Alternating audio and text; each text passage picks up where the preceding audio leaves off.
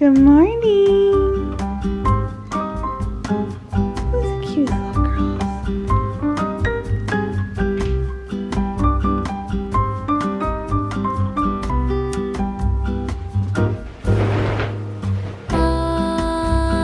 Penso na história que guardo na memória. São muitos céus azuis, muito blues. Penso na distância que andei quando criança pra poder ir trabalhar. Eu já sei remar contra a maré, mas não venha me pedir pra andar de ré, pois é. Eu cresci no gueto, eu cresci com preto. Não I need é new pants. That's what it is. você que vai fazer eu me enganar. Screw it. Whatever. Of course, the one time I forget to record, I get this really pretty pancake.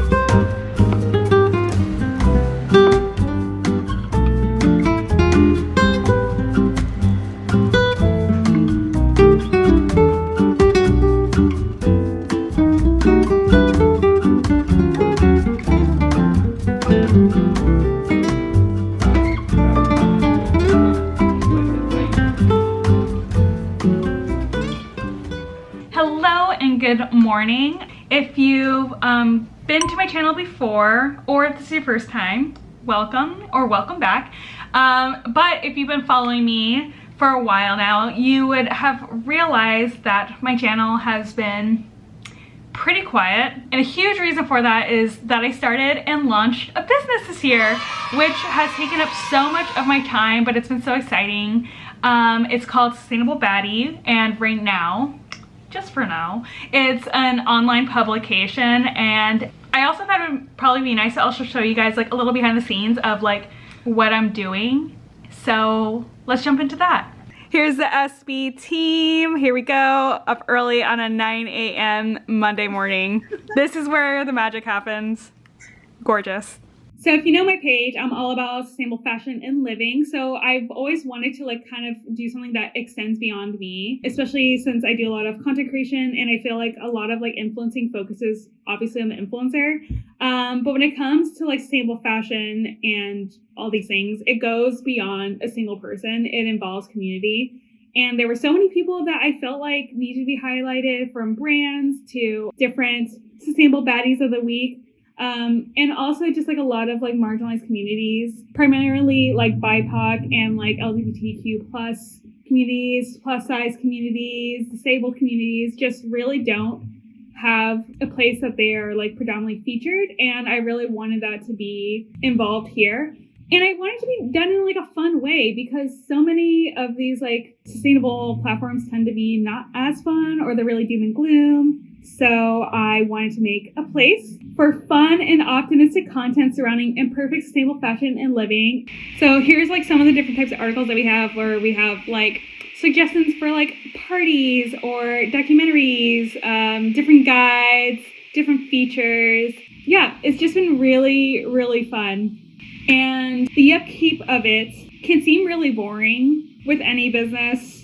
There's so many things that like aren't very glamorous. Like the page is glamorous, you know, meeting up with people, throwing events together, all that stuff is very fun and glamorous, but there's like a lot of admin stuff that goes behind the scenes, which is obvious. But again, I haven't really recorded it because it's very boring. But let me just show you like a typical to-do list, which I'm showing you this to-do list not to complain about or like brag about like, oh my God, I'm so busy, because I'm trying really hard not to be busy. I don't think I want to pride myself on being busy. So this is like a typical to-do list. This is my current to-do list for the day. This to-do list features both Sustainable Baddie works and content stuff for the week. I like to make Mondays my Sustainable Baddie things.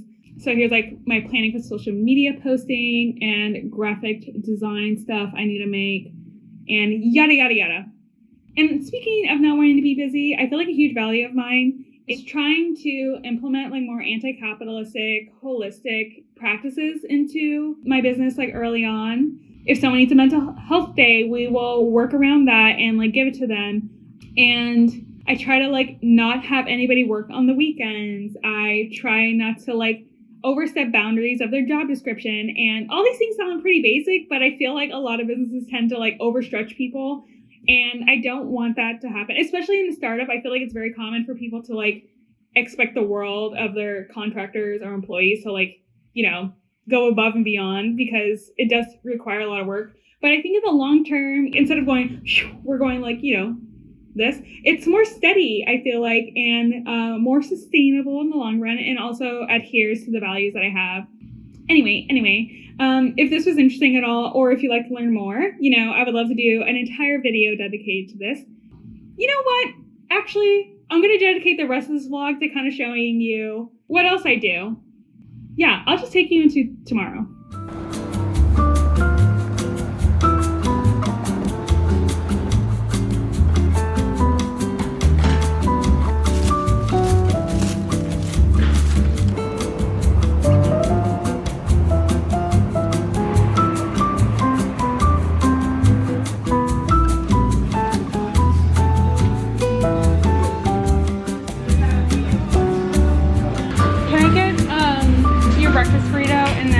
Our menu is, our cookies isn't up till 9. I'm really sorry. Oh, okay, no worries. Sorry about that. I'll just get over it. Bye. Yeah.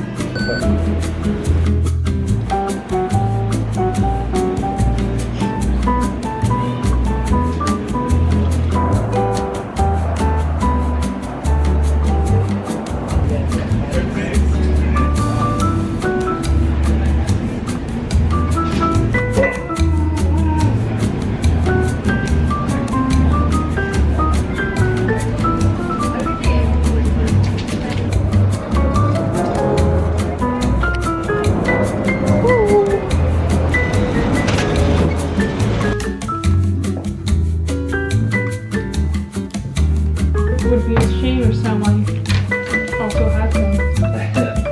No, I actually just had like a massive breakfast.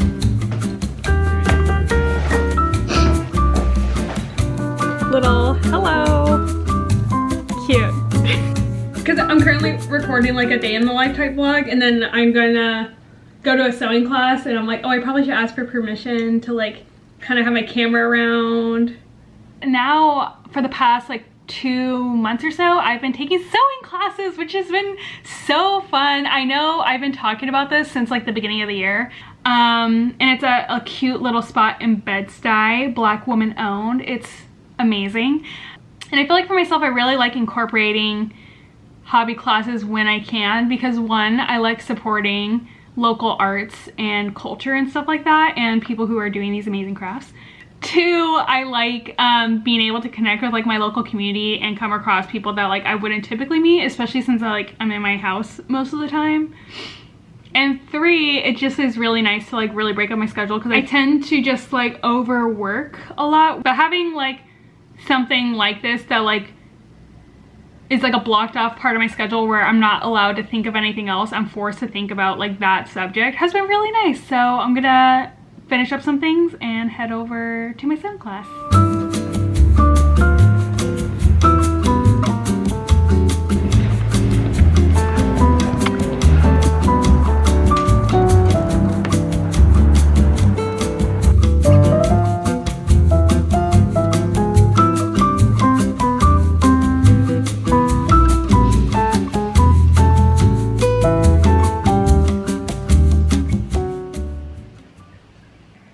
You know how people are like, oh my god, get dressed with me, I'm running late. Well, I'm actually running late. I was actually supposed to leave the house in 10 minutes ago.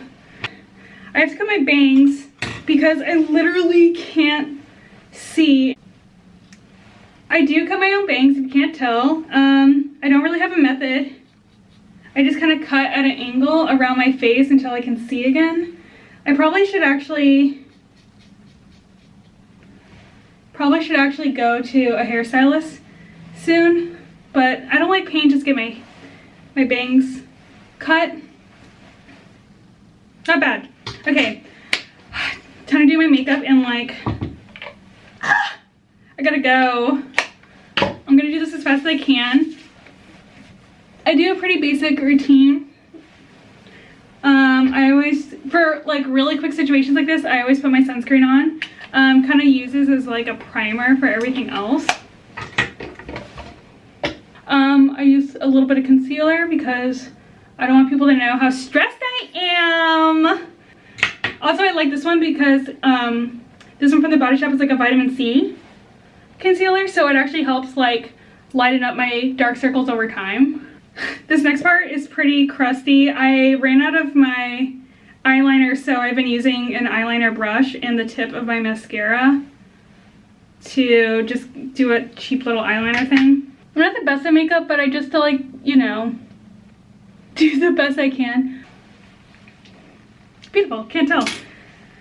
And then I actually use my mascara. This one's pretty beat up. It's from Bite Beauty, which I actually heard they're going out of business, which is really upsetting because they do have my favorite mascara, whatever lipstick I'm using, which is this one from Say Beauty, which I like the colors of the Say Beauty lipsticks, but they smear so bad, but which is good for the next part because I like to use it as my blush a lot of the times because I feel like it makes my face look very cohesive. Oh, I need highlighter. I typically use the highlighter from Isla Beauty, whatever.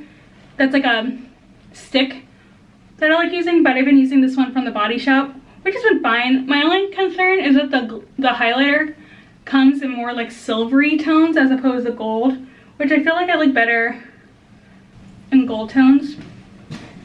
I actually haven't used this before, but Fakai, whatever, sent me this to try out to use, and it's a hairspray. I took a shower and my hair is getting really limp because of how dry it is. Hold on.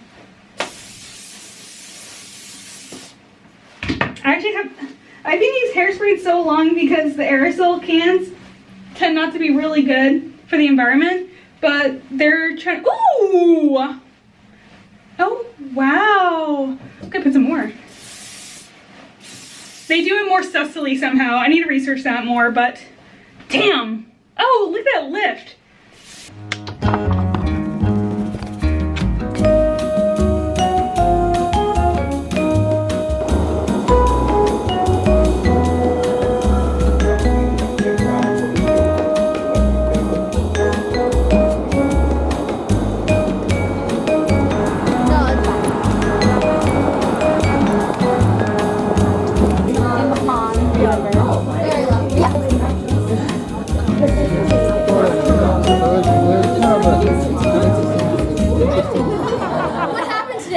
Midterms or something? No, honestly, I think tonight, if we weren't doing this dinner, I would be at home, like, fiercely updating the news and watching the news, and that's just not good either. So I'm so glad that we're here tonight with each other. So how do we actually know how sustainable product it is? Like, what goes beyond that?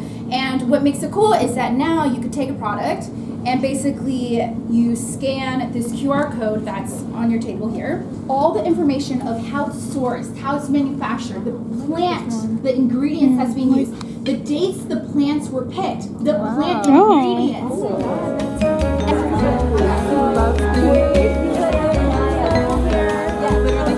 That was such a cute event. Always love meeting other people working in the sussy space.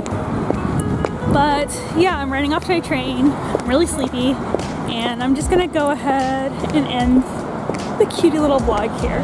So yeah, talk to you later. Bye.